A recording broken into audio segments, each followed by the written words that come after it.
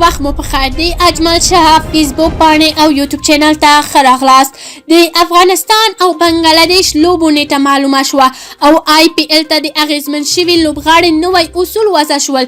نور جزئیات په همدې ویډیو کې وګورئ. یوټیوب چینل لایک او سبسکرایب کړئ. د کرکټ نړیواله شورا د فیوچر تور پلان له مخې ټاکل شوی دی چې افغانستان کرکټ ملي لوبډله به بنګلادیش ته سفر ولري او هلته به له کوربه لوبډلې 50 اوریزې او 100 اوریزې لوبې ترسره کړي. که څه هم دغه لوبه د نړیوال شورا د پلان له مخې جون او جولای په میاشت کې پلان شوې وي، خو داسې ویل کېږي چې دغه سیالۍ به د فبروري په وروستۍ او د مارچ په لومړیو کې ترسره شي. که څه هم د نړیواله شورا د فیوچر پلان له مخې دا باید 50 اوریزې 3 اوریزې او 2 لوبې ترسره شي، خو د ټي سپورټ د راپور له مخې 2 اوریزې او 50 اوریزې لوبې مهال ویش شوي دي.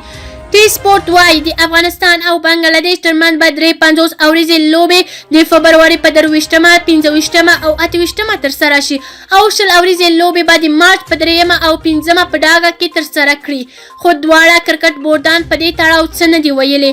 چې د کرکټ نړیواله شورا تر 2022م کاله پورې د فیوچر پلان سیالیو کې له بنګلادیش د هغوی په کوربتوب 2 ټسټ 50 اوریزې او 2 اوریزې سیالۍ برابر کړي او بل ځل افغانستان په کوربتوب په همدې اندازه سیالۍ چمتو کړي چې د افغانستان په کوربتوب په 2024م کې ترسره شي.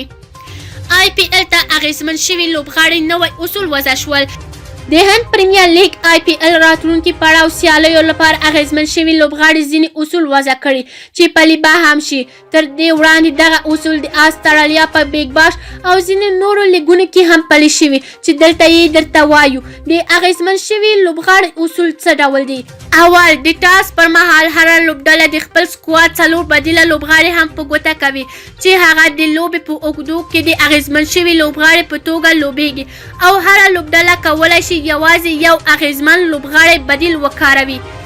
دویم، د یوه پاڼې له 4م اور څخه د مخه اغیزمن لوبغاړي کولی شي د پیل په 11 کسیزه لوبډله کې هر لوبغاړی ځای ونیسي.